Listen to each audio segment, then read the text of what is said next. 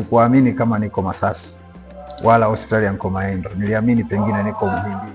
Mimi naitwa Father Petro William Mpilikanile, mchungaji kanisa Anglikana na pia mkuu wa jimbo Anglikana Mangaka. Nimekuja hapa kwa huduma ya jamii, hususan matibabu ya kijana wangu Anderson Petro. Yeye alipata adha wiki 2 zilizopita ya kuanguka juu ya mti na kupata shida ya mikono miwili. Nilikuja hapa kupatiwa matibabu, na niliambiwa na daktari baada ya wiki 2 nirudi. Jana nilirudi hapa, nisitambue chochote kile siri ya hapa. Jambo la kwanza nililogundua jana, nilipata taarifa ya kwamba sasa tumepata daktari bingwa wa mifupa, Dr. Malik. Ni jambo la kumshukuru Mungu kwa kweli, kwa halmashauri yetu kupata mtaalamu wa namna hii, tumepona. Lakini niliporudi ya leo pia nikakuta na huduma hii ya chumba hiki maalum cha mazoezi ya viungo. Kwa kweli nilipofika hapa na kuunganishwa na Dr. Vero, nimeona ya ajabu na sikuamini kama niko Masasi wala hospitali ya Mkomaendo. Niliamini pengine niko Muhimbili. Kwa kweli ni jambo la kumshukuru Mungu, kwa sababu ni miaka mingi imepita. Jambo hili ni neema ya Mungu. Kwa hiyo mimi ni haidi kwenda kulitolea taarifa hili kwenye jamii na kwenye taasisi yetu. Jambo hili na neema kubwa katika wilaya yetu, hata pengine mkoa wetu.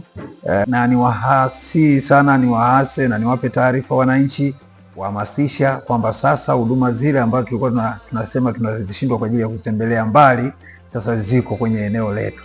Kwa majina naitwa Veronica Chogos, ni physiotherapist katika hospitali ya Mkomaendo.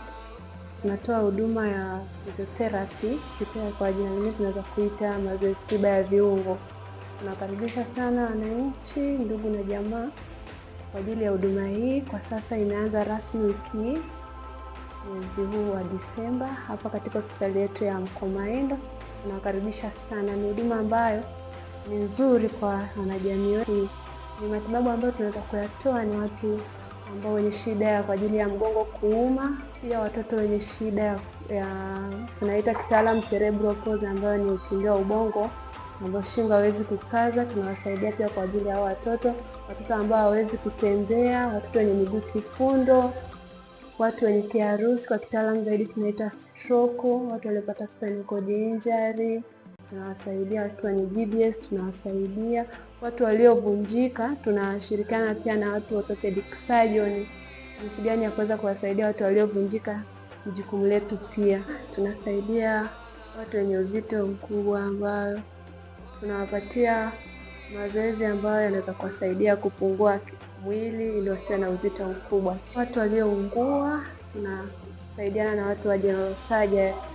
Kwa hiyo tunakaribisha wanajamii wengi kabisa wakaribie kwenye shida ya miguu kuuma, magoti, visigino.